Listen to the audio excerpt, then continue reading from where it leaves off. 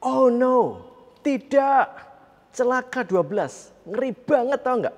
Nggak tahan aku dengar itu. Bikin ngeperati. Serba nggak enak rasanya. Buat rasa tertuduh. Jadi nggak yakin kalau gitu. Selalu ada yang kurang. Jadi banyak kewajiban. Merasa kerdil saya. Pengen menyerah aja deh. Hal itu selalu menghantui saya. Jadi selalu was-was nih. Itulah akibat dari suatu kabar buruk. Dalam episode Keselamatan Bisa Lepas, dari seri baru berjudul Bad News kali ini, para warganet sorgawi akan saya ajak membedah kabar-kabar buruk yang selama ini kita tangkap dari pemberitaan firman.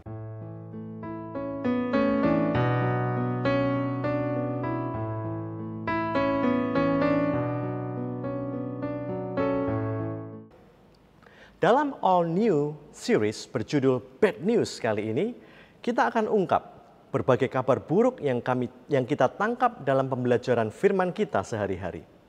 Alkitab sejatinya berisi Injil kabar baik seluruhnya. Namun keterbatasan pengertian kita lah yang menyebabkan seringnya kita menangkapnya secara salah.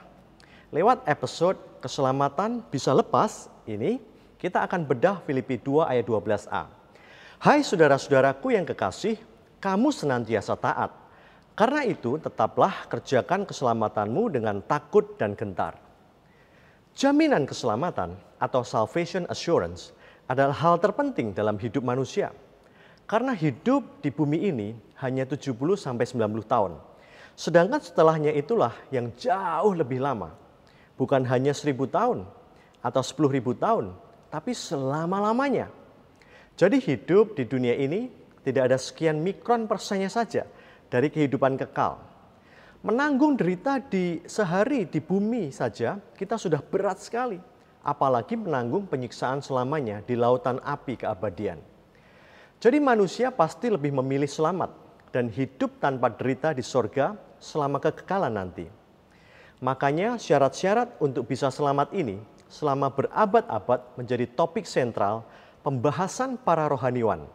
Dan Filipi 2 ayat 12a, tetaplah kerjakan keselamatanmu dengan takut dan gentar, ini sering menjadi rujukan utama dalam menetapkan syarat-syarat itu. Ayat itu sendiri sebetulnya benar 100%, bahwa keselamatan harus tetap dikerjakan. Namun nuansa pemberitaannya terpelintir menjadi, jika kau tidak mengerjakan keselamatanmu dengan ketakutan dan kegentaran, maka keselamatanmu bisa lepas dan kamu akan masuk dalam siksaan api kekal. Dengan pemahaman ini, saya dihantui ketakutan selama puluhan tahun. Dulu itu saya pengajar pendidikan dasar-dasar kekristenan, yang salah satu modulnya adalah Anda pasti selamat. Saya bisa sok yakin saat mengajar jemaat bahwa percaya dan menerima Yesus, kalian pasti selamat. Namun dalam kehidupan sehari-hari saya sangat sering ragu akan jaminan keselamatan yang saya ajarkan sendiri itu. Ragu karena saya tahu saya nggak sempurna dalam mengerjakan keselamatan itu. Sebagai manusia, saya masih banyak melanggar larangan Allah dan tidak mengerjakan perintah-perintahnya. Dan pernyataan, jika kau tidak mengerjakan keselamatanmu dengan ketakutan dan kegentaran, maka keselamatanmu bisa lepas. Pernyataan itu selalu menakut-nakuti dan menggoyahkan keyakinan saya. Saya berkali-kali mencoba dengan willpower dan effort power atau kebulatan tekad dan daya juang manusiawi saya. Umurnya paling maksimal 2 minggu.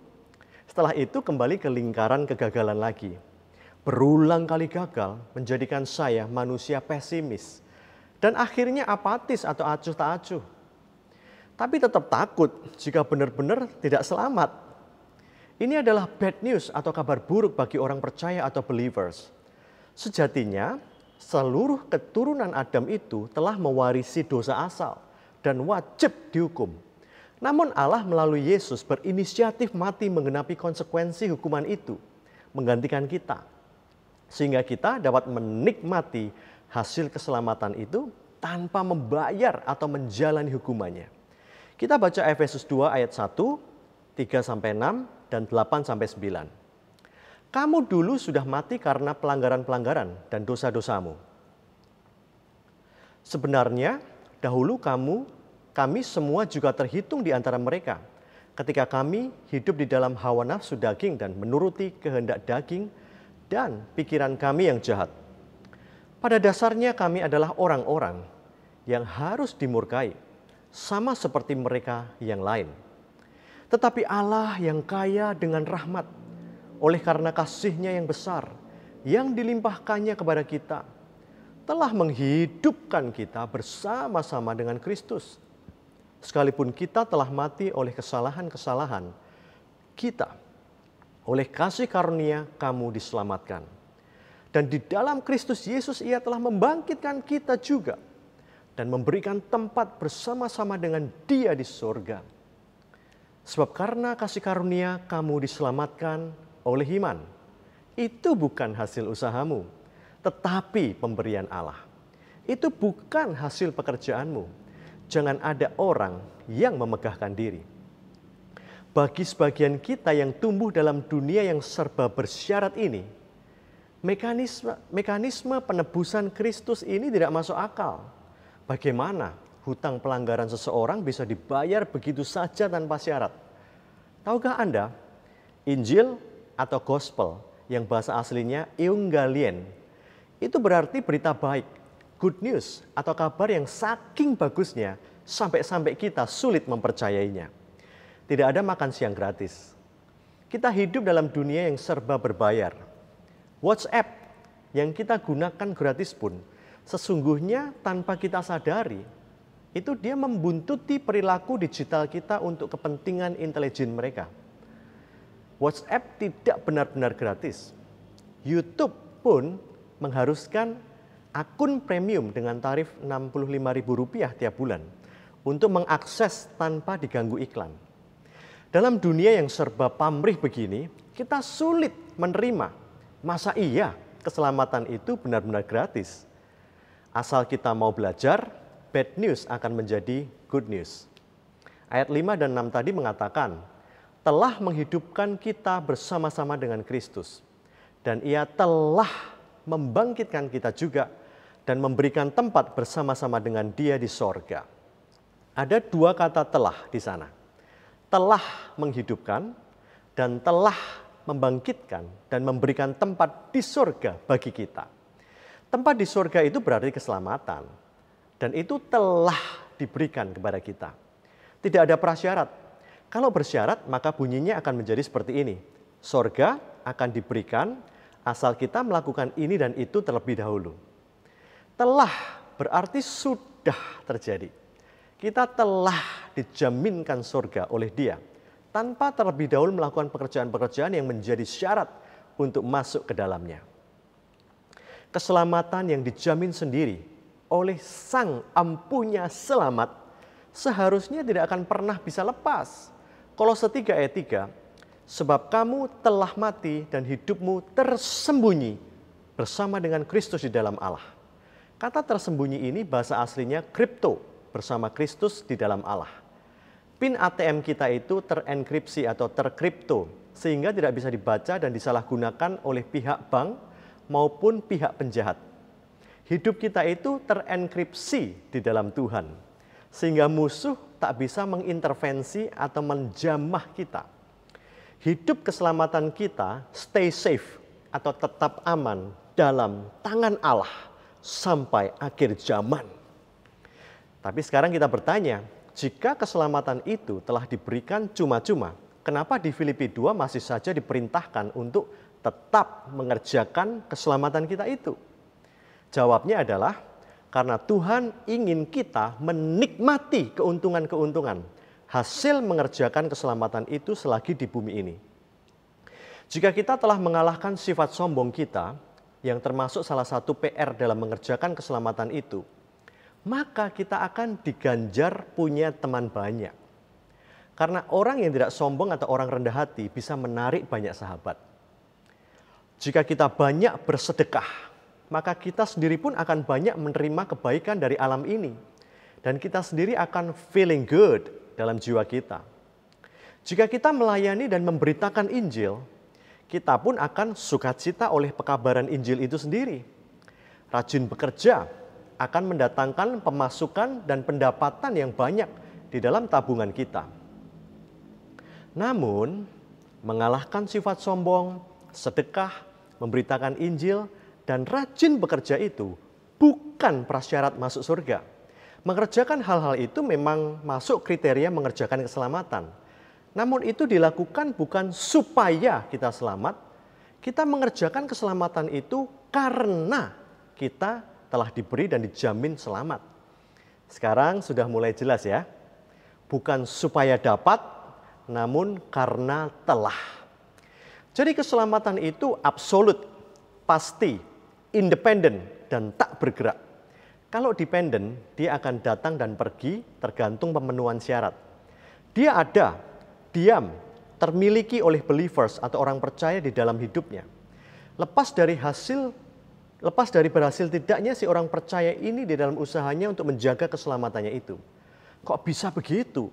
Ya, karena keselamatan itu diberikan, bukan diupayakan, diraih atau dijaga agar tidak hilang.